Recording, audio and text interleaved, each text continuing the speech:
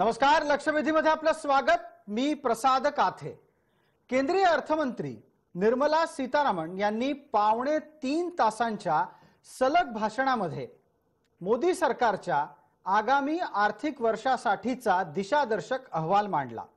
नोकरदारांच्या खिशात येणाऱ्या पैशावरचा कर कमी करून हा अर्थसंकल्प लोकाभिमुख आहे असं ठळकपणे सांगण्याचा प्रयत्न केंद्र सरकारने केला आहे। जोडीला करदात्यांची होणारी व्यवस्थेतली छळवणूक थांबवण्यासाठी नवं धोरण आणण्याचं मॅडम अर्थमंत्री म्हणाले आहेत।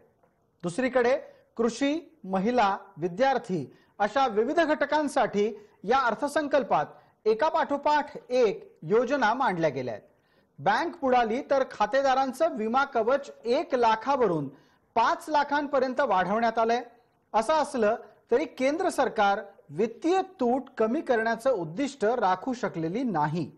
त्याच्या जोडीला 10 सरकारी बँका एकत्र करून 4 बँका करणं, बुलेट ट्रेन राबवणंच आणि जीडीपी 10% वाढवण्याचं दाखवलेलं स्वप्न हे मुद्दे अर्थसंकल्पीय भाषणातले कळीचे मुद्दे ठरणार आहेत। केंद्रीय अर्थमंत्री आपल्या भाषणात म्हणाल्या की त्यांचा अर्थसंकल्प हा सबका साथ सबका विकास या राजकीय घोषणेला अनुसरूनच आहे। तसं प्रत्यक्षात घडलंय का? शेतकऱ्यांच्या उत्पन्नाला 1.5 पट करण्याची घोषणा वारंवार होत असली तरी प्रत्यक्षात त्याची अंमलबजावणी किती होतीये? वाढती बेरोजगारी आणि अर्थव्यवस्थेच्या विकासाचा मंदावलेला दर याचं उत्तर कोण शोधणार? केंद्रीय अर्थसंकल्पात सौर ऊर्जेला प्राधान्य देताना भविष्यातला वीज पुरवठा प्रीपेड मीटरच्या द्वारे होईल असं म्हटलं गेलंय।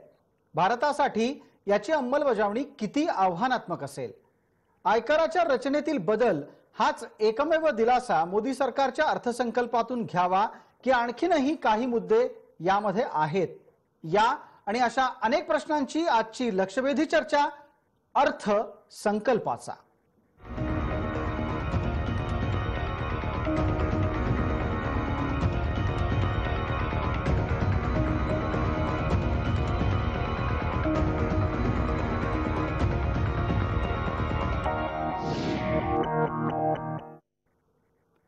या चर्चेची सुरुवात करण्यापूर्वी आपण थेट जाणार आहोत नवी दिल्लीला। पंतप्रधान नरेंद्र मोदी यांनी अर्थसंकल्पाच्या बाबत आपली भूमिका मांडणं सुरू केलंय। ती काही वेळ ऐकू आणि मग चर्चा करू। की भी व्यवस्था का ऐलान किया गया है। भारत से जो युवा नौकरी के लिए विदेश जाना चाहते हैं उनके लिए ब्रिज कोर्सेज की व्यवस्था भी की जा रही है। एक्सपोर्ट और एमएसएमई सेक्टर एम्प्लॉयमेंट जनरेशन को ड्राइव करता है। बजट में एक्सपोर्ट बढ़ाने के लिए अनेक नई घोषणाओं के साथ साथ हर डिस्ट्रिक्ट को एक्सपोर्ट हब बनाने की दिशा में एक बहुत बड़ा महत्वाकांक्षी योजना का इसमें निर्णय लिया गया है। छोटे उद्यमों की फाइनेंसिंग के लिए भी कई नई पहल हुई है। आधुनिक भारत के लिए आधुनिक इंफ्रास्ट्रक्चर का बहुत ही महत्व है। इंफ्रास्ट्रक्चर का क्षेत्र भी एम्प्लॉयमेंट जनरेशन का बहुत बड़ा आधार होता है, ये सबको जानते हैं।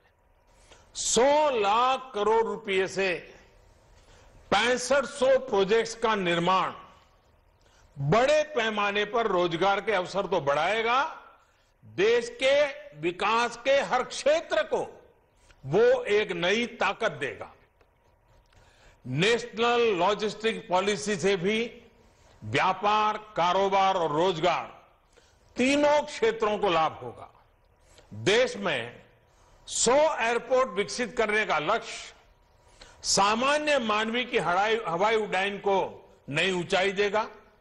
भारत के पर्यटन सेक्टर के लिए ये इंफ्रास्ट्रक्चर बहुत आवश्यक है और टूरिज्म से कम पूंजी निवेश से अधिक रोजगार की, अधिक इनकम जनरेशन की संभावनाएं होती है।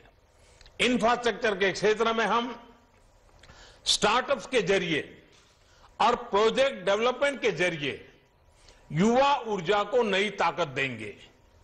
टैक्स स्ट्रक्चर में मूलभूत बदलावों के कारण भारत में अनेक सेक्टर्स में वैल्यू एडिशन की संभावना भी बढ़ेगी।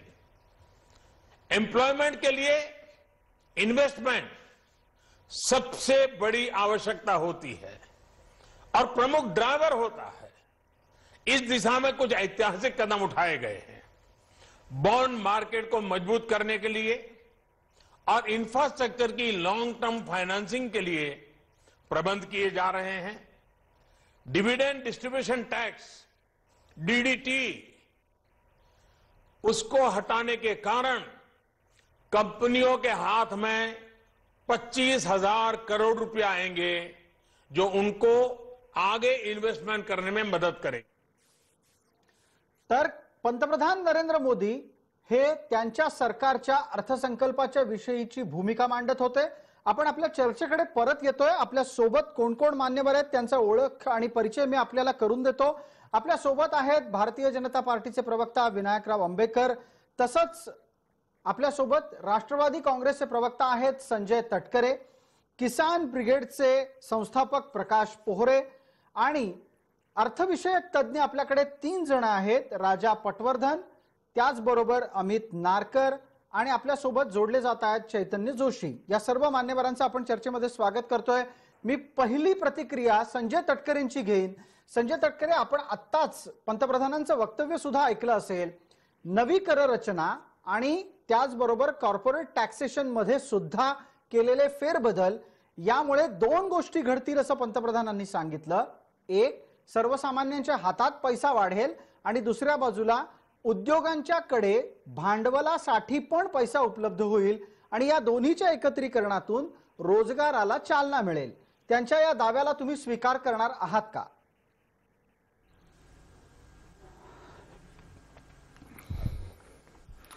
प्रसादजी, जर आपण हा अभ्यास केला या अर्थसंकल्पाचा, तर तुम्ही त्या दोन्ही गोष्टी म्हणताय, त्या दोन्ही गोष्टीचा फायदा काही होणार नाही। पहिली गोष्ट, जे इन्कम टॅक्स स्लॅबमध्ये जे बदल केले गेलेले आहेत इंडिव्हिज्युअल इन्कम टॅक्समध्ये, त्याच्यामध्ये रिबेट ज्या होत्या त्या काढून टाकलेल्या आहेत। त्यामुळे बऱ्याच अर्थतज्ञांचं असं म्हणणं आहे की त्याचा फायदा प्रत्येक इंडिव्हिज्युअल टॅक्स पेअरला हा 2 ते 2,500 रुपयापेक्षा काही जास्त होणार नाहीये। दुसरा मुद्दा, त्यांनी जे कॉर्पोरेट टॅक्स बद्दल जे सांगितलं, कॉर्पोरेट टॅक्स कमी केला हा गेल्या जुलै महिन्यामध्ये। जुलै महिन्यापासून आतापर्यंत जी अपेक्षा सरकारला होती की त्याच्यामुळे गुंतवणूक वाढेल, गुंतवणूक वाढल्यामुळे सप्लाय होईल आणि त्याच्यामुळे डिमांड वाढेल, तर तसं काही झालेलं नाही। जो डिमांडचा इश्यू होता, म्हणजे बाजारामध्ये डिमांड नसल्यामुळे जी अर्थव्यवस्था आपली खाली जाते, ती ॲड्रेस करण्याच्या ऐवजी, त्याचं समाधान देण्याच्या ऐवजी यांनी कॉर्पोरेटच्या हातात पैसा टाकला आणि त्या कॉर्पोरेटनी अजून ते इन्व्हेस्टमेंट करतच नाहीये। ठीक आहे, त्याच्यामुळे लक्षात येत आहेत। पटकन यावर विनायक आंबेकरांना बोलतं करतो। विनायक आंबेकर, थोडक्यात काय तर कर रचनेतला, इन्कम टॅक्सच्या संदर्भातल्या कर रचनेतला फेरबदल हा फसवा आहे, इतकी थेट प्रतिक्रिया विरोधकांकडून येते। याला पटणारं उत्तर हवंय। बेसिकली विरोधकांचं जे काम आहे ते करत राहणार। सगळ्या गोष्टी या फसव्या आहेत, या भ्रमात ते राहू देत, काही फरक पडत नाही। मुळात आपण असं लक्षात घेतलं पाहिजे की जे मार्जिनल इन्कम ज्यांचं आहे, सॅलरी इन्कम, उदाहरण म्हणून मी देतो की 6 लाख माझा इन्कम आहे, तर आतापर्यंत मला जो टॅक्स होता तो 10% पडत होता वरच्या लाखावरती, तो 5% पडणार आहे। म्हणजे मला डायरेक्टली 5,000चा बेनिफिट आहे। आपण म्हटलं आता कुणालाही 2,500 पेक्षा जास्त बेनिफिट होत नाही। तर याचा नीट बारकाईने जर अभ्यास केला तर जे मार्जिनल टॅक्स पेयर्स आहेत त्यांच्यासाठी ही स्कीम आणलेली आहे। आताच्या परिस्थितीमध्ये जास्त टॅक्स कट देता येत नाही। 5,000 स्पेंडिंग वाढवायचं ते तर सांगा वर्षाला। अहो, ज्याचा पगार 6,000 आहे त्याच्या दृष्टीने 5,000 भरपूर आहेत सर। मला वाटतं याच्यामध्ये एक प्रश्न असा उपस्थित करायला लागेल आता तात्काळ असा की अर्थसंकल्प तरतुदी नक्की कोणाला अपेक्षित धरून केलेले आहेत, निम्न आर्थिक क्षेत्राला की मध्यम वर्गाला, आणि त्याच्याच बरोबर याचा नक्की उद्देश काय आहे? विनायकराव, आपल्याकडून उत्तर अपेक्षित आहे। नक्की उद्देश हा ज्यांचं इन्कम कमी आहे, ज्यांचं उत्पन्न हे मार्जिनल आहे, आज बाजारामध्ये ज्याला 50,000 पगार आहे, 60,000 पगार आहे, 70,000 पगार आहे, असा मोठा सॅलरीड क्लास आहे, त्याच्यावरचं जे टॅक्स बर्डन आहे हे कमी करणं हा त्याचा मोठा उद्देश आहे.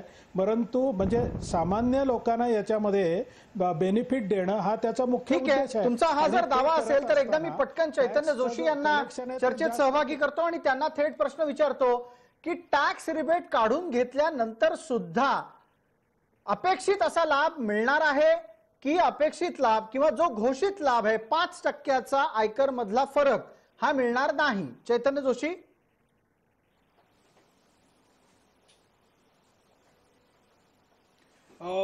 अतिशय नॉमिनल फायदा मिळेल, अतिशय नॉमिनल. अजून फायनान्स बिल पूर्ण आलं नाहीये, त्यामुळे एक्झॅक्टली त्या फायनान्स बिल वाचल्याशिवाय, ते फाईन प्रिंट वाचल्याशिवाय आत्ता या मिनिटाला सांगणं कठीण आहे.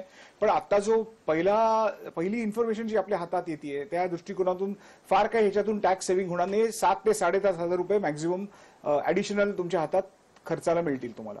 पण मग जर समजा तुम्ही मनी बिल आल्यानंतर या संदर्भातला अभ्यास करून बोलू इच्छित असाल तर आत्ताची ही माहिती तुम्ही कुठल्या आधारावर काढली?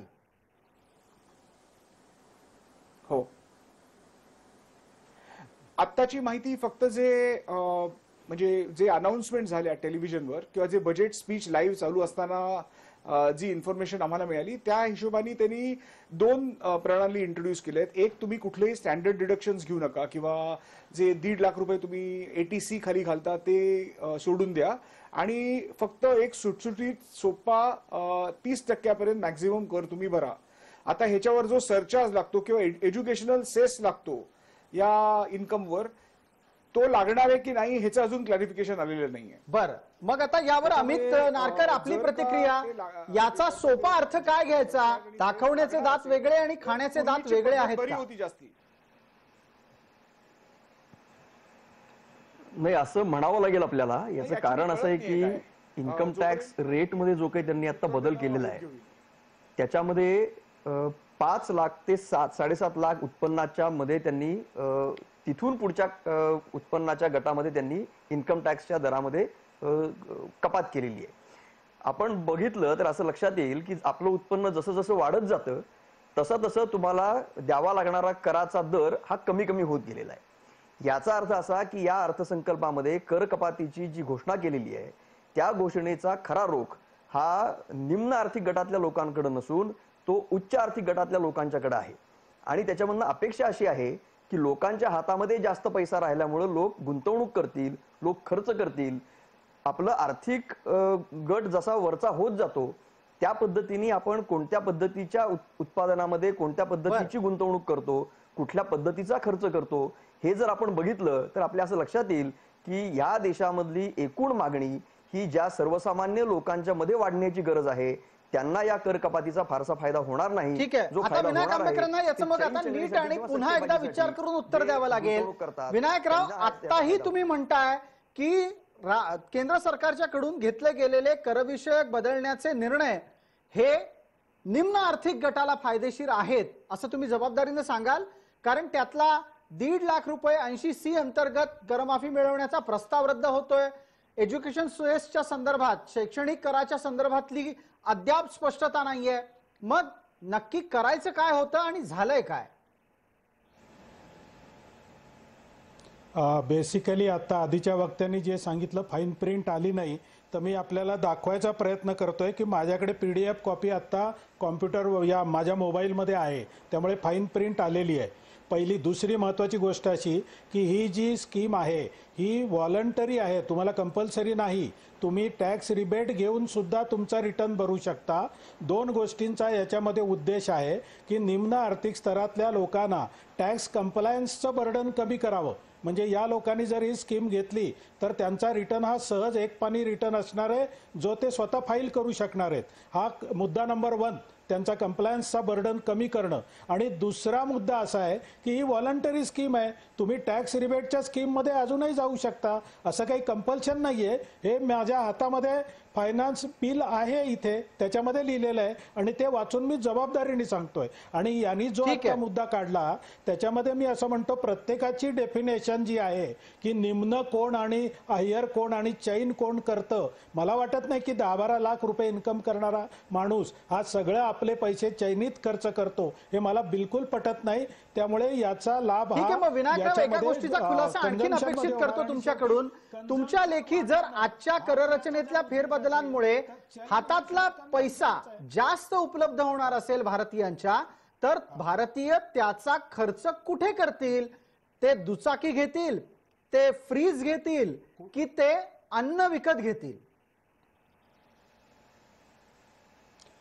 बेसिकली आत्ताचा जो प्रॉब्लेम आहे तो कन्झम्पशन रिलेटेड प्रॉब्लेम आहे आणि अर्बन कन्झम्पशन वाढवणं हा त्याचा उद्देश आहे. त्यामुळे त्यांनी चैन केली तरी रोजगार वाढणार आहे, त्यांनी मजा केली तरी रोजगार वाढणार आहे आणि त्यांनी स्कूटर किंवा कार घेतली तरी सुद्धा रोजगार वाढणार आहे. आपला मेन जो प्रॉब्लेम आहे तो कन्झम्पशन बेस्ड या इकॉनॉमीचा प्रॉब्लेम आहे. त्यामुळे कुठल्याही पद्धतीने कन्झम्पशन वाढणं हे आर्थिकदृष्ट्या फायदेशीर आहे, हे मी ठीक आहे. जबाबदारीने सांगू इच्छितो. संजय तटकरे, क्रयशक्ती वाढवण्याचा हा प्रयत्न दिसतोय, तो वरकरणी क्रयशक्ती वाढवणारा प्रयत्न तुम्हाला वाटत आहे की नाही?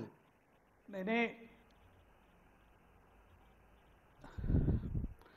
प्रसादजी, क्रयशक्ती प्रॉब्लेम हा कन्झम्पशनचा आहे, पण इथेच बीजेपी आणि बीजेपीच्या प्रवक्त्यांना आणि बीजेपीच्या अर्थमंत्र्यांना कळलेलं नाही. जे कन्झम्पशनचा प्रॉब्लेम आहे हा रुरल एरियामध्ये, म्हणजे गावाकडचा प्रॉब्लेम आहे तो, आणि हे मिडल इन्कम ग्रुपला टार्गेट करतायत. प्रॉब्लेम हाच झालाय की जो बेरोजगारीकडे झुकलेला आहे, जो शेतकरी आहे, जो शेतमजूर आहे, जो छोट्या मोठ्या कारखान्यांमध्ये काम करतो, त्याची क्रयशक्ती कमी झालेली आहे. त्याचा जो आर्थिक सर्वे जो आला त्याच्यामध्ये पण यांनी काय सांगितलं, थाळीनॉमिक्स, आम्ही 10,000 रुपये तुमचे वाचवणार तुमच्या फूड बिलमध्ये. प्रॉब्लेम हा आहे की ते 10,000 वाचवायला त्यांनी खायला तर पाहिजे काहीतरी. बरोबर. मी त्याच निमित्तानं विचारलं होतं संजय तटकरे की हातात आलेल्या पैशांनी लोक अन्न विकत घेणार आहेत का? ग्रामीण भागातल्या माणसांच्या, ग्राहकांच्या हातात कितपत पैसा येणार आहे? प्रकाश पोहरे आपल्या सोबत आहेत. मी विनायकराव आपल्याला संधी देतो, एक आणखीन मुद्दा आपण प्रकाश पोहरेंकडून ऐकू आणि मग आपल्याकडे मी परत येतो. प्रकाश पोहरे, ग्रामीण भागातल्या ग्राहकांच्या हातात कमी होत चाललेला पैसा, ही चिंतेची बाब लक्षात ठेवून आत्ताच्या प्रकारे घेतलं गेलेलं कररचनेतलं फेरबदलाचं पाऊल हे उपयोगी आहे? तुम्हाला असं वाटतं की त्यात ग्रामीण भागात सर्वाधिक लाभ मिळताना दिसतोय?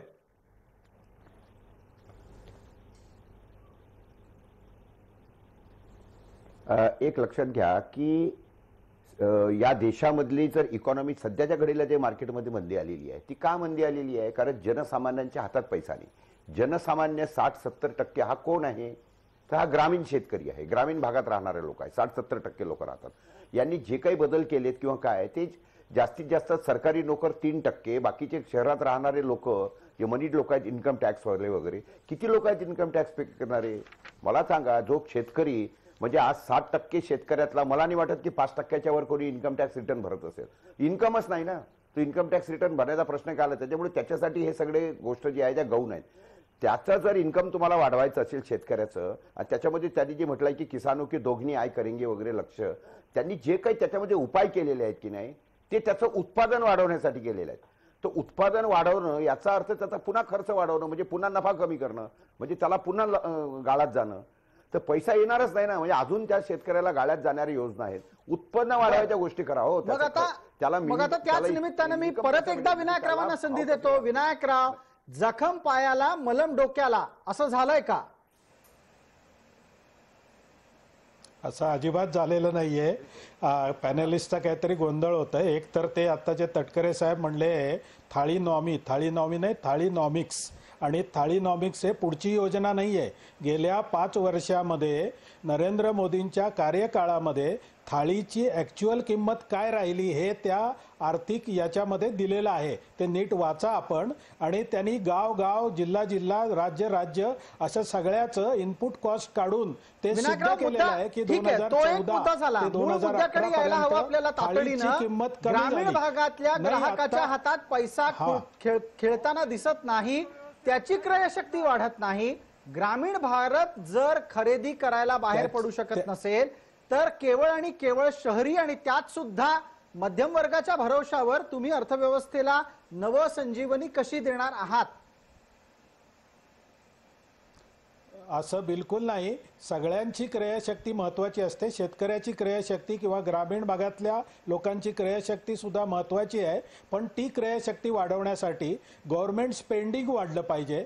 त्यामुळे या गव्हर्नमेंटने इन्फ्रा पुश जो दिलेला आहे त्या इन्फ्रा पुशमध्ये 1,06,000 कोटी रुपयाची जी योजना आहे की जी पाईपलाईनमध्ये 6 लाख कोटी रुपयांची योजना आहे, ज्यातले 20,000 कोटी रुपये ऍक्च्युअली खर्च झालेले आहेत. या इन्फ्रा पुशमधून हे इन्फ्रा कुठे तयार होणार आहे? हे सर्व इन्फ्रा रस्त्यांमध्ये, हॉस्पिटलमध्ये, कॉलेजेसमध्ये म्हणजे ग्रामीण भागात तयार होणार आहे. आणि त्यामुळे ग्रामीण भागातल्या लोकांचं उत्पन्न आणि त्यामुळे त्यांची क्रयशक्ती वाढणार आहे. चैतन्य जोशींना या विषयावर बोलायचं आहे. चैतन्य जोशी, आपण आपलं म्हणणं मांडू शकता. आता आपण बोला.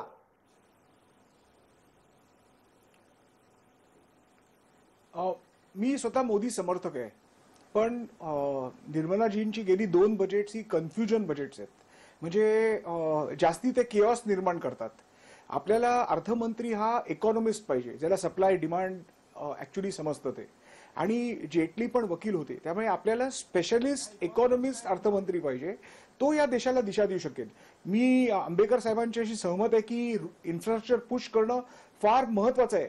पण आता सर्व्हायव्हलचा प्रश्न आहे. अनेक इंडस्ट्रीज असतील, उदाहरणार्थ आम्ही मॅन्युफॅक्चरिंग इंडस्ट्रीमध्ये आहोत, आम्ही एक्सपोर्ट करतो, तर आम्हाला जागतिक मंदीला पण सामोरं जावं लागतं आणि देशात लोकल मार्केटमधल्या मंदीला पण सामोरं जावं लागतं. तर ह्याच्यासाठी कन्झम्पशन इन्क्रीज करण्यासाठी तुम्हाला मध्यमवर्गीय लोकांच्या हातात, गरिबांच्या हातात पैसा द्यावा लागेल. आणि बळीराजाला तुम्ही सदैव यासाठी काय करायला लागेल ते थेट सांगा. त्याला सक्षम शेतकऱ्यांच्या विषयीची चर्चा पुढच्या भागात करणार आहोत. आता पटकन मध्यम वर्गांच्या हातात पैसा घ्यायचा असेल तर करायचं काय? उभी करावी लागेल. नाही, कर कमी करण्याशिवाय दुसरा पर्याय नाहीये. आणि गव्हर्नमेंटचं एक्सपेंडिचर कमी करण्याशिवाय दुसरा पर्याय नाहीये. हे म्हणजे कठोर मेजर्स घेतलीच पाहिजेत. तुमची एक्सपेंडिचर साईड तुम्ही कमी करत नाही आणि तुमचा जो करात जी घट झाली आहे त्याच्यामुळे फिस्कल डेफिसिट जो 3% असायला पाहिजे आता तो 3.8% आहे. म्हणजे कधी अलार्मिंग फिगर नाहीये. पण गव्हर्नमेंट एक्सपेंडिचर योग्य ठिकाणी होत आहे ना हे बघायला पाहिजे. विनायकरावांचं याच्यावर उत्तर ऐकू आणि एक छोटी जाहिरातीची विश्रांती घेऊ. विनायकराव पटकन बोला, आपल्याकडे 30 सेकंद आहेत. बेसिकली इकॉनॉमिक्स असं सांगतं की ज्यावेळेला मंदीचा काळ असेल तेव्हा ऑस्टेरिटी मेजर्स करू नये. आणि हे आपल्याला सांगतायत की गव्हर्नमेंटचा खर्च कमी केला पाहिजे. गव्हर्नमेंट स्पेंडिंग वाढवल्याशिवाय या परिस्थितीतून आपण बाहेर येणार नाही. आणि त्यांचं एक म्हणणं योग्य की गव्हर्नमेंटनी चांगल्या प्रकारे खर्च करावा. वायफळ खर्च हे गव्हर्नमेंट करतच नाही. हे रात्री विमानामध्ये झोपतात आमचे मोदी साहेब, कारण हॉटेलचा खर्च होऊ नये म्हणून. त्यामुळे कुठलाही वायफळ खर्च मोदी कधी करत नाहीत. हा जो आहे नरेंद्र मोदींनी असे पैसे किती वाचवणार आहेत विनायकराव? चालेल, अख्खं प्रशासन देशातलं आ सेतू हिमाचल सुद्धा सांभाळायला पाहिजे की. Our leader should lead by example. That is my point. उदाहरण म्हणजे गव्हर्नमेंट होतंय कसं, नेता वागतो, खाली कार्यकर्ते काही सुधारायला तयार नाही, अशी परिस्थिती नाही व्हायची म्हणजे मिळवली. शेवटी मानवी स्वभाव हा सगळीकडे सारखाच असतो. हा, मग त्याचीच तर चिंता व्यक्त होतीये. ठीक आहे, आपण एक पटकन जाहिरातीची विश्रांती घेऊ, लवकरच परत येऊ. आणि परत आल्यानंतर आपली चर्चा ही अर्थातच कृषी विषयक धोरणांच्या बाबत असणार आहे.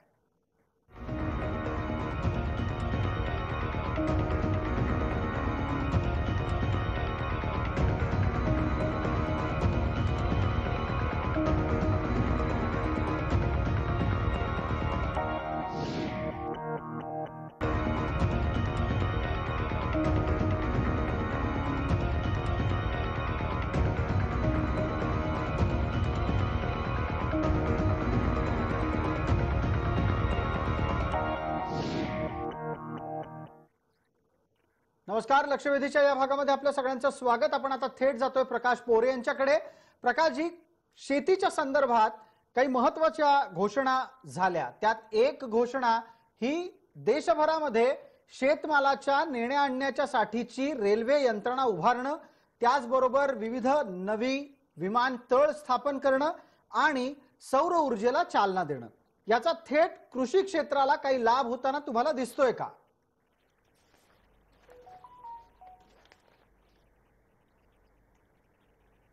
तर यांनी जे काही साहेब उपाय केले आहेत की नाही ते सर्व उत्पादन वाढीचेच केलेले आहेत. मी मगाही माझ्या याच्यामध्ये बोललो.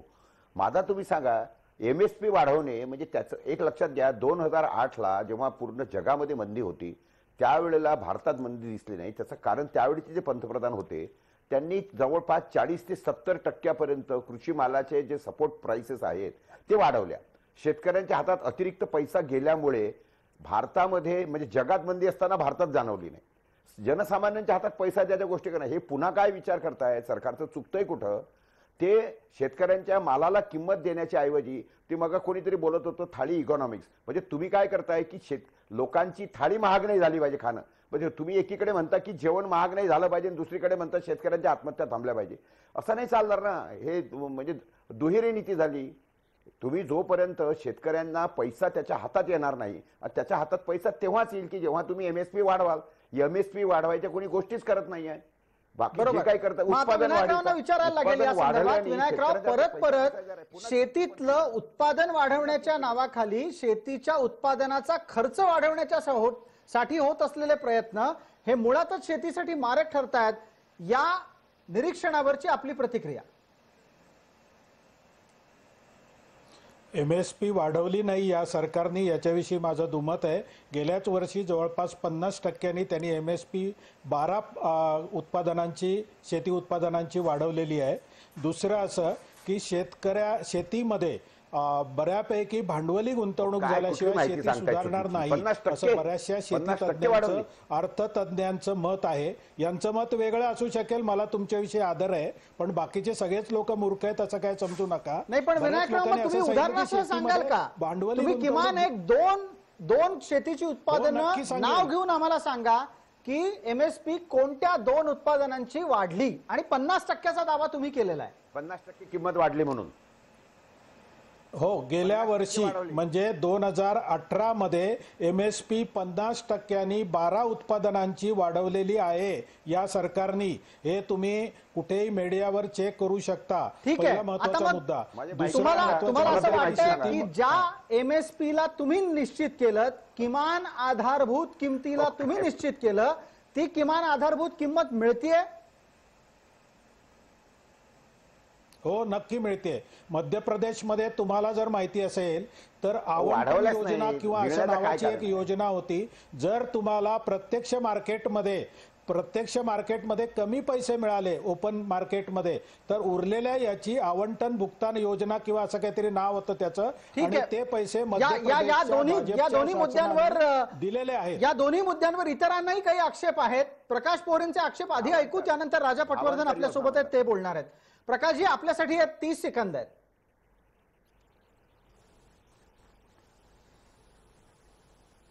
ते माझं म्हणणं असं आहे की त्यांनी जे म्हटलं की नाही की 50% वाढवल्या, साहेब हे सरळ सरळ दिशाभूल आहे. कुठल्या 12 उत्पादनाच्या 50% किमती वाढवल्या?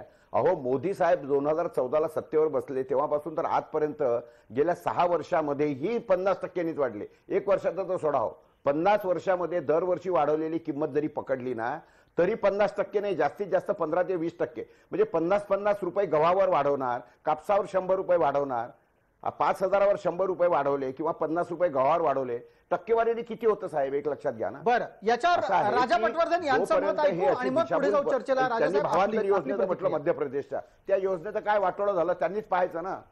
बरं, राजा पटवर्धन बोलतायत.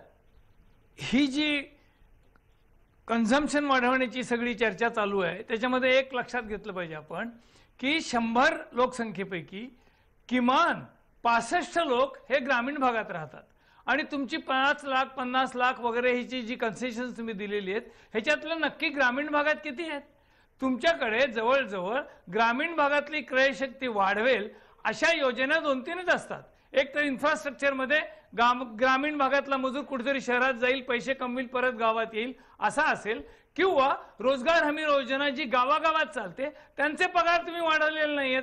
त्यामुळे हा जो मध्यम वर्ग आहे त्या मध्यम वर्गाच्या हातात पैसे देऊन एक्झॅक्टली किती मध्यम वर्ग तुम्ही मोजलाय आणि किती पैसे तुमच्या हातात येणार. आणि राजा पटवर्धन, आणखीन एक याच मध्यम वर्गाला कांदा थोडा महाग झालेला चालत नाही. त्याला बटाटा विशिष्ट किमतीलाच हवा असतो, त्याच्यासाठी शेतीची उत्पादनं ही स्वस्तातच हवी असतात. अमित नारकर, आपली प्रतिक्रिया. मला असं वाटतं की याचा थोडासा जास्त मूलभूत विषयांबद्दल आणि जास्त गांभीर्याने या विषयाची चर्चा करण्याची गरज आहे. याचं कारण असं की कुठल्या शेतमालाचे भाव वाढले, किती वाढले, ह्याच्या पलीकडे जाऊन केंद्र सरकारचं एकूण शेती आणि ग्रामीण भागाबद्दलचं धोरण काय आहे ह्याच्याबद्दलची चर्चा आपल्याला केली पाहिजे. आणि ती जर करायची असेल तर अर्थसंकल्पामधले आकडे नेमकं काय सांगतात हे आपल्याला बघायची गरज आहे. 2 आकडे मी तुमच्या समोर ठेवतो, 3 आकडे ठेवतो.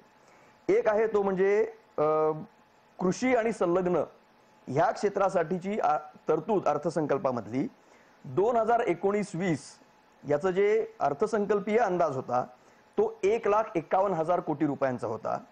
आता जो काही या अर्थसंकल्पामध्ये सुधारित अंदाज 19-20 या वर्षासाठी वर्तवण्यात आलेला आहे त्याच्यामध्ये तब्बल 30,000 कोटींची घट झालेली आहे. 1,51,000 कोटीपासून आता सरकार असं म्हणते की या वर्षात आम्ही फक्त 1,20,000 कोटी रुपयेच खर्च करू शकू कृषी आणि संलग्न क्षेत्रावरती. 2020-21 साठी किती तरतूद प्रस्तावित केलेली आहे? 1,54,000 कोटी रुपये. म्हणजे गेल्या वर्षी होती 1,51,000 कोटी रुपये, या पुढच्या वर्षासाठी केलेली आहे 1,54,000 कोटी रुपये. फक्त 3,000 कोटी रुपयांची वाढ केलेली आहे. ह्याच्यामध्ये जर आपण चलनवाढीचा दर गृहीत धरला तर वास्तवामध्ये या वाढीचा कितपत उपयोग होईल ही एक शंका. दुसरा महत्वाचा मुद्दा असा आहे, ग्रामीण विकास विभाग जो आहे त्या ग्रामीण विकासासाठी 2019-20च्या अर्थसंकल्पीय अंदाजानुसार 1,40,000 कोटी रुपये खर्च करायचे होते.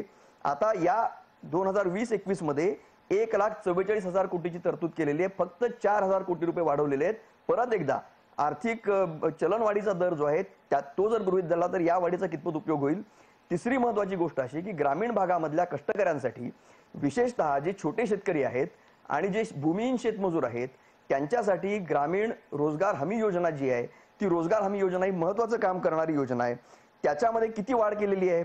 2019-20चा जो सुधारित अंदाज आहे आता व्यक्त केलेला त्याच्यापेक्षा 10,000 कोटींनी पुढच्या वर्षासाठीचं बजेट नरेगासाठीचं कमी केलेलं आहे. म्हणजे अशा पद्धतीची केली तर तुटपुंजी वाढ आणि काही कळीच्या क्षेत्रामध्ये प्रत्यक्षामधला खर्च कमी करायचा, तरतूद कमी करायची, याच्यामधून आपल्याला स्पष्टपणाने असं दिसतं की सरकारचं ग्रामीण भागातल्या कष्टकऱ्यांसाठी शेतकऱ्यांसाठी गांभीर्याने सरकारचं काही करायची इच्छा नाही. ठीक आहे विनायकराव, याचं उत्तर लागेल. हे सगळं आकडेवारीसह ऐकल्याच्या नंतर एक सोपी म्हण आठवतेय, ती हिंदीत म्हणतात की ऊंट के मुंह में जीरा. याच्या पलीकडे काही बोलता येणार नाही. तुम्हाला ग्रामीण क्षेत्रासाठी बरंच काही करायचंय असं तुम्ही दावा करताय, पण प्रत्यक्षात कागदोपत्री अत्यंत तुटपुंजी मदत करताना दिसता आहात. असं बिलकुल नाही. मी आपलं लक्ष जलजीवन योजनेकडे वेधू इच्छितो, ज्याच्यामध्ये 10 कोटी ग्रामीण कुटुंबांना बंद नळाणी पाणी पुरवठ्याची योजना आहे. त्यासाठी 3,06,000 कोटी रुपये हे प्रस्तावित आहेत आणि त्याचं काम सुरू झालेलं आहे. त्याच्यापैकी आज 11,500 कोटी रुपयाची तरतूद या पहिल्या वर्षासाठी केलेली आहे.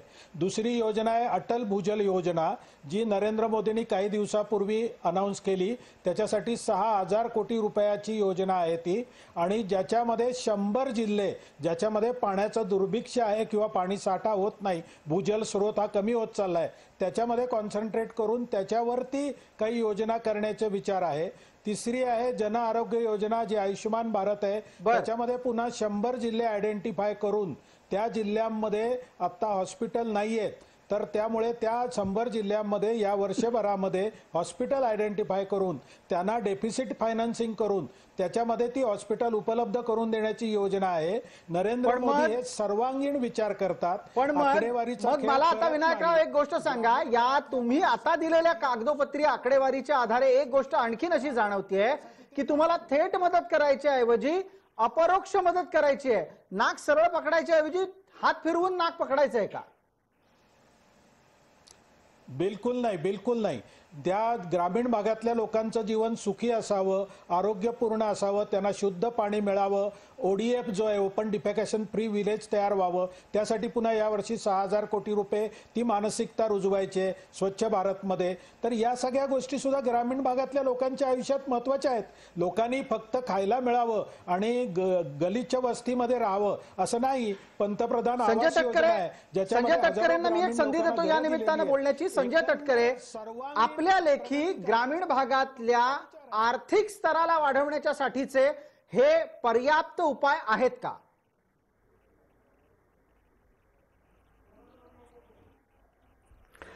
प्रसादजी, प्रॉब्लेम हाच आहे. निर्मला सीतारामन तेच करत होते आणि आंबेडकर पण तेच करतायत. Wien you can't convince you confuse. त्यांना प्रश्न विचारला गेला होता की कृषी क्षेत्रामध्ये काय करतात. यांनी जे वेलफेअर मेजर्स आहेत जे सगळेच सरकार करत असतं त्याचा पाडा आणि आकडे देत आहेत, त्याचा काही उपयोग होणार नाही. कृषी क्षेत्रासाठी तुम्ही बजेट, जे आता आमचे एक मित्र म्हणत होते की सगळ्या हेड्स खाली बजेट कमी केलेले आहेत. कमी केले म्हणजे काय की तुम्ही तो पैसा येणारा कुठेतरी दुसरीकडे डायव्हर्ट करताय किंवा तुमचं टॅक्स कलेक्शनच कमी आहे. मुळात जो टॅक्स कलेक्शन 17 लाख कोटी रुपये जमा व्हायचा होता संजय तो तटकरे, जवळजवळ 7.5 मला आपल्याला एक थेट लाख प्रश्न कोटी विचारावासा जमा वाटतो होतोय. की त्याच्यामध्ये अशा प्रकारच्या खर्चाच्या धोरणामुळे काय नुकसान होईल?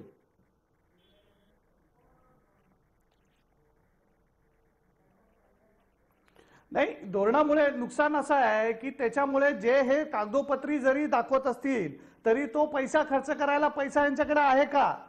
आणि हे वेगवेगळ्या योजना आखतायत. 100 एअरपोर्ट करणार 2024 पर्यंत.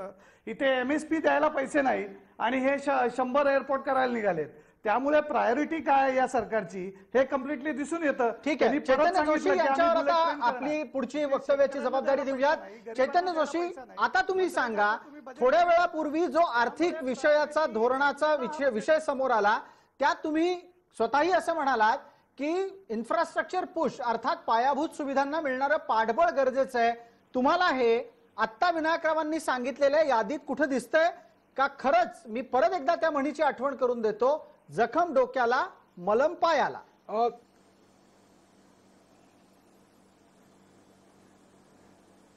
नाही, इन्फ्रास्ट्रक्चरवर काम जरूर सरकार करत आहे, पण शेतमालाचा किंवा शेतीचा जर का प्रश्न असेल तर तो नियोजन होत नाहीये. उदाहरणार्थ यावर्षी गव्हाचं आपलं प्रोडक्शन वर्ल्ड रेकॉर्ड लेवल्सला पोहोचणार आहे आणि आपल्याकडे काय होतं, MSP किंवा मार्केट प्राइस कोण कुठे काय उगवत आहे की आता कांद्याचा भाव वाढला तर सगळे शेतकरी कांदा लावतात, तूर डाळीचा भाव वाढला तर सगळे तूर डाळ लावतात आणि मग मधली जी लोक आहेत तीच लोक फक्त पैसे कमवतात. त्यामुळे फार्म टू कन्झ्युमर हे डायरेक्ट झालं पाहिजे.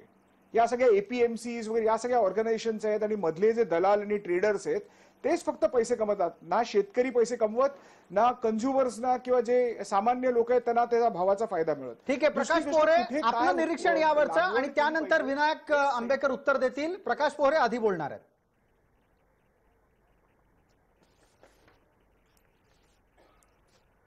हे बघा, मी पहिले तर अमित नारकरांचं अभिनंदन करतो की त्यांनी खूप सुंदरपणे त्याचं विश्लेषण केलं की ऍक्च्युअली आकड्यांची फेकाफेक यायला सरकारने कशी केलेली आहे. दुसरी गोष्ट, आता जे बोललेत त्यांनी सांगितलं की पायाभूत सुविधा किंवा इन्फ्रास्ट्रक्चरल जे आहे ते तर ह्या चालत राहणार नाही. इन्फ्रास्ट्रक्चर आणि हे वाढत राहणं किंवा यांनी याचा काही संबंध नाही या सगळ्या शेतीशी. ह्या सातत्याने होत राहणाऱ्या विकासात्मक बाबी आहेत. माझं म्हणणं आहे की यांनी APMC किती वाढवल्या आहेत शेतकऱ्यांना, ज्याच्यामुळे मालाला भाव मिळू शकेल. देशामध्ये सगळ्या हे कितीतरी वर्ष झाले बोंबलणं चालू आहे की शेतकऱ्याला मार्केटिंगची संधी द्या. APMCच नाही आहेत, फक्त एका जिल्ह्याला एक APMC आहेत. किती आहेत APMC? या देशामध्ये 40,000 APMCची गरज आहे. हे विमानतळ वाढतोय किंवा अजून काय रस्ते आम्ही वाढवतोय आणि अमुक करतो आहे. अहो, ह्या सगळ्या गोष्टीचा आणि शेतकऱ्यांच्या उत्पन्नाचा संबंध काय? या निमित्तानं एक किसान रेलची घोषणा होते, ही किसान रेलची घोषणा पण उपयोगी नाही असं म्हणाल?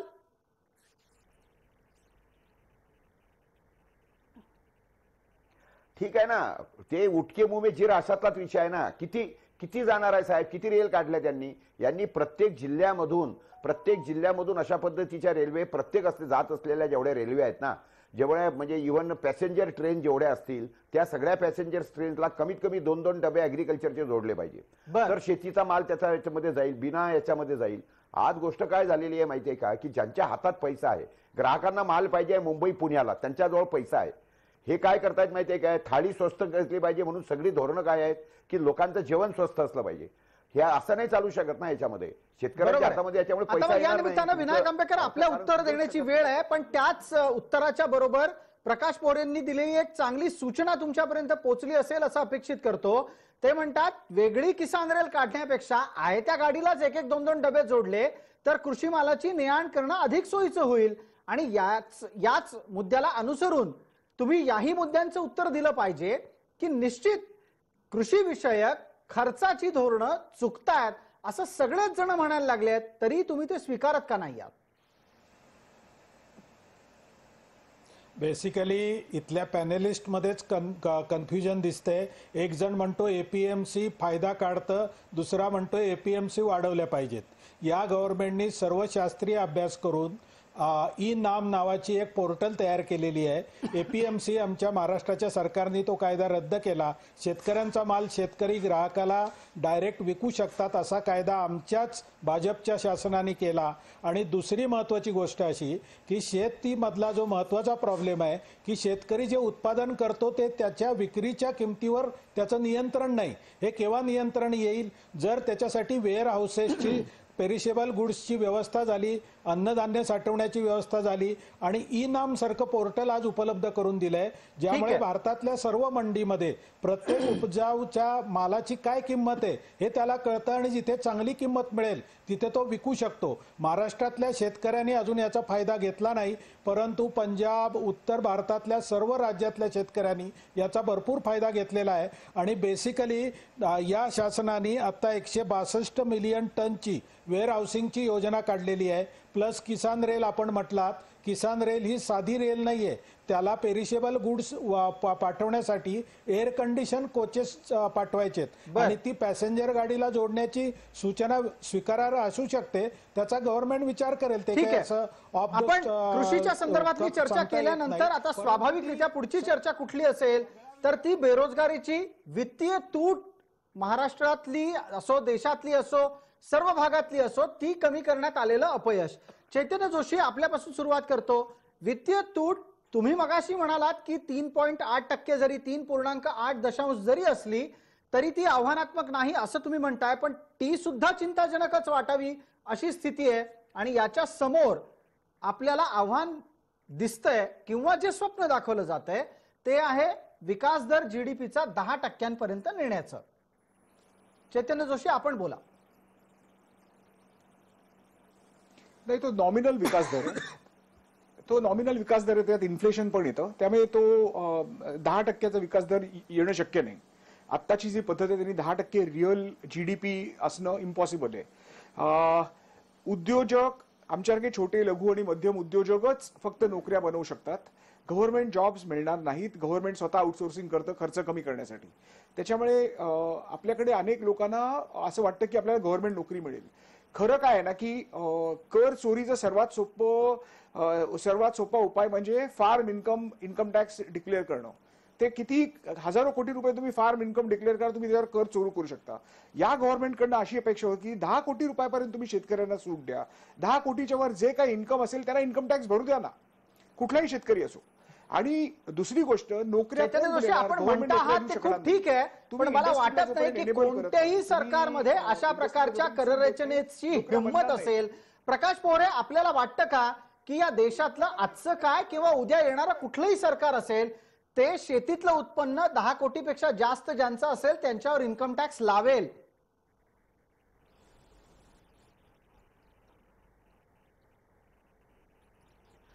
नाही, 10 कोटीचं 16 हो. 1 लाख जरी एका शेतकऱ्याचं उत्पन्न असेल ना, मला असा शेतकरी दाखवा असा जिथं मुळामध्येच त्याचा तोटा आहे सगळ्या शेतीमध्ये. जर एक लक्षात घ्या, शेतकऱ्यांनी ज्या दिवशी हे ठरवलं की आम्ही आता सगळ्यांनी इन्कम टॅक्सचे रिटर्न दाखल करू, रिटर्न दाखल करणं म्हणजे काय, जो तोट्यात असला तरी दाखल करणं आलंच ना. या देशातलं इन्कम टॅक्स डिपार्टमेंट कोसळून जाईल 60-70, कारण की जे रिटर्न दाखल होतील ते सगळे तोट्याचे होतील. गव्हर्नमेंटला मिळणार काहीच नाही, डिपार्टमेंटला मिळणार काहीच नाही त्याच्यामधून. परंतु जर या देशातील 50 कोटी लोकांनी जर समजा ठरवलं की आम्ही इन्कम टॅक्सचे रिटर्न दाखल करू, काय परिस्थिती होऊन जाईल गव्हर्नमेंटची आणि बरोबर. येणारे सगळे याच्यावर एक return, पटकन हे सगळं तोट्याचे राजा आहे पटवर्धन यांची शेतीमधले. प्रतिक्रिया गरजेची आणि मिळणार आहे, काहीच त्यांना नाही आपण government ला, ऐकणार परंतु आहोत केवढी आणि मग यंत्रणा लागेल, पुढची केवढी चर्चा करणार आहोत. राजा पटवर्धन, आपण पटकन आपली भूमिका मांडणार आहात. एक असं आहे की ग्रामीण भागामध्ये जो जनता आहे ती आहे 55%, 70% 55% शेतकरीच आहेत. आता त्यांचं जे उत्पन्न आहे ते 18 आहे, म्हणजे 18 त्रिक 54 म्हणजे 1/3 रुपया सुद्धा त्याला मिळत नाही हो. आणि त्याच्या अगेन्स्ट जो सर्व्हिस सेक्टरमध्ये आहे त्याला 60 रुपये मिळतात. आता हा जो तफावत आहे ग्रामीण भागातल्या माणसाचं इन्कम आणि शहरी भागातल्या माणसाचं इन्कम, म्हणजे नक्की रोजगार असलेला कामगार किंवा सर्व्हिस सेक्टरमध्ये असलेला कर्मचारी, ह्यांच्यात उत्पन्नातला तफावत एवढी मोठी आहे. आणि आपण चर्चा करतो की 5 लाख रुपयावरती माफी मिळाली, तर त्या ग्रामीण भागातल्या माणसाला काय मिळणार आहे? ठीक आहे, आपण याच संदर्भातली चर्चा पुढे नेऊ. जाहिरातीच्या विश्रांतीची वेळ झाली आहे, पटकन परत येतोय आणि त्यानंतर बेरोजगारीच्या प्रश्नावर सरकारकडे काय धोरण आहे ती जाणून घेऊ.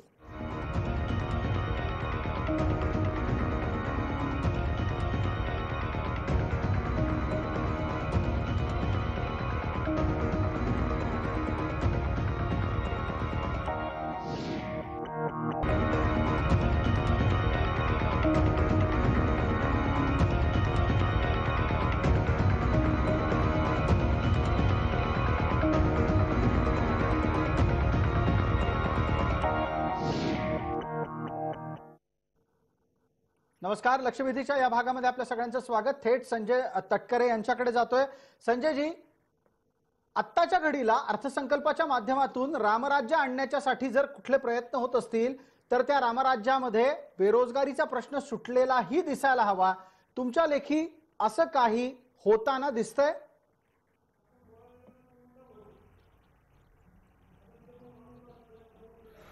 नाही, बेरोजगारीच्या संदर्भात एकतर गेल्या पंचवार्षिक ह्याच्यामध्ये पण म्हणजे 5 वर्षाच्या सरकारमध्ये यांनी जे काही आकडे येत होते ते आकडेच यांना मान्य नाहीत असं हे सांगायचे.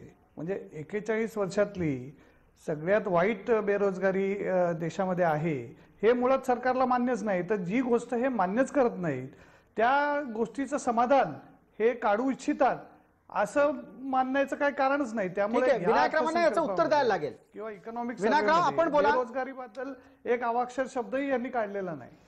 हा, बेसिकली मान्य करत नाही वगैरे हे सगळे यांच्या वल्गना आहेत. मान्य करते सरकार आणि जी परिस्थिती प्राप्त परिस्थिती आहे त्याच्यामध्ये याच्यामध्ये बदल कसा करता येईल याचाही प्रयत्न चालू आहे. मी मगाशी इन्फ्रास्ट्रक्चरचा उल्लेख केला ज्याच्यामध्ये गव्हर्नमेंट स्पेंडिंग मोठ्या प्रमाणावर वाढवलं जात आहे. दुसरा जो आज गव्हर्नमेंटनी पुश केलेला आहे तो टुरिझम सेक्टरला पुश केलेला आहे. टुरिझम सेक्टरमध्ये मोठ्या प्रमाणावरती रोजगार उपलब्ध होऊ शकतात. त्याच्यामुळे त्यांनी Indian institute of heritage and tourism अशी एक ओपन युनिव्हर्सिटी तयार करायचं ठरवलेलं आहे. त्याच्यामधून प्रशिक्षित युवकांना नोकरी मिळू शकेल.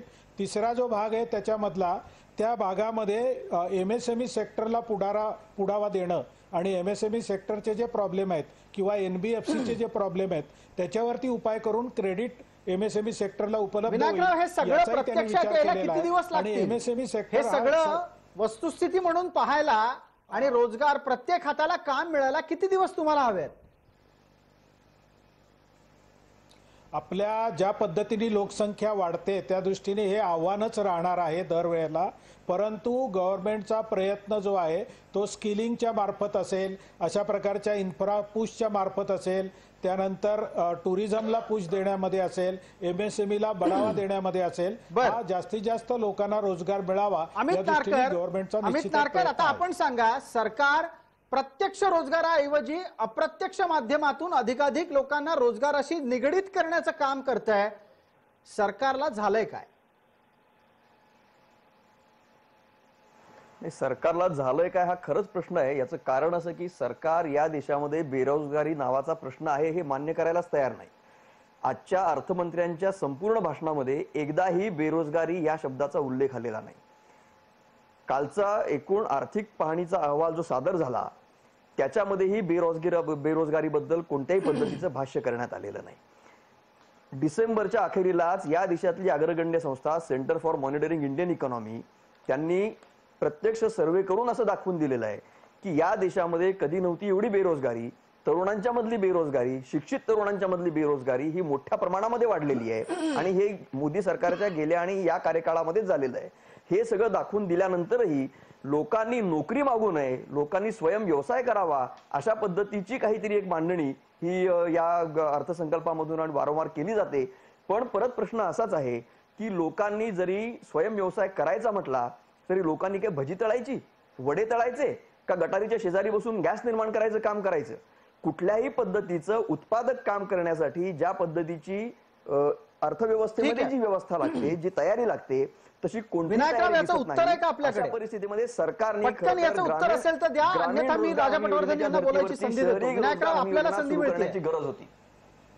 हो, बेसिकली सगळ्या गोष्टींचं उत्तर मनरेगा आहे असं मला वाटत नाही, कारण मनरेगामध्ये किती युवक काम करायला तयार असतील ते हे तज्ज्ञ सांगू शकतील. कोणीही युवक मनरेगामधलं काम करायला फारसा उत्सुक नसतो. दुसरा महत्त्वाचा मुद्दा असा की कालच्या इकॉनॉमिक सर्व्हेमध्ये बेरोजगारीचा उल्लेख नाही असं हे म्हणतात. माझा त्याच्यावर विश्वास नाही. मी स्वतः वाचलेलं एक प्रकरण बेरोजगारी याच्याविषयी आणि अनएम्प्लॉयमेंट याच्याविषयी, त्याच्यामध्ये प्रकरण आहे, 500 पानांचा रिपोर्ट आहे. सर्व तज्ज्ञांना विनंती आहे की तो पूर्ण पाहावा. 2 भागामध्ये आहे. मी पूर्ण पाहिलेला आहे म्हणून मी खात्रीलायक सांगतो की त्याचा विचार निश्चित केलेला आहे आणि हे गव्हर्नमेंट हे सत्य मान्य करते की अजून आपल्याला रोजगार निर्माण केले पाहिजे. ठीक आहे, रोजगार पटकन प्रतिक्रिया राजा पटवर्धन यांची. राजा पटवर्धन, बेरोजगारीला संपवण्यासाठीची थेट धोरणं ही कोणाला करायची असतात की नसतात? मनात करायचे असतात, प्रत्यक्षात ते जे राजकारण करतात त्याच्यामुळे त्यांना ते जमत नाही. मी तुम्हाला फक्त एक उदाहरण देतो, मला अल्पसा वेळ आहे म्हणून. ॲपल कंपनी ही अमेरिकेतली सगळ्यात सर्वश्रेष्ठ कंपनी समजली जाते, मोठी कंपनी आहे. त्या कंपनीने चीनमध्ये 7 लाख लोकांना रोजगार दिला आणि 30,000 इंजिनियर कामाला लागले. आपल्याकडे प्रचंड संख्येने इंजिनिअरिंग कॉलेजेस आहेत आणि प्रचंड संख्येने लोक बेकार आहेत. 4च तास झोपणारे आमचे पंतप्रधान जरा त्या ट्रम्पला सांगून ॲपल कंपनीचं इथे असं उत्पादन क्षेत्र निर्माण करा की ज्याच्यामध्ये 7 लाख नाही, निदान 2-3 लाखांना तरी नोकरी लागेल. ठीक आहे, थोडक्यात काय तर राजकीय इच्छाशक्ती हे देशासमोरच्या अनेक समस्यांना सोडवण्याच्या मागचं खरं कारण असतं आणि बऱ्याचदा समस्या निर्माण करणारं पण कारण असतं. लक्षवेधीमध्ये आपण सर्व मान्यवर सहभागी झालात त्याबद्दल आपले मनपूर्वक आभार. तुर्तास इथेच थांबतोय. ताज्या बातम्यांसाठी पहा फक्त जय महाराष्ट्र.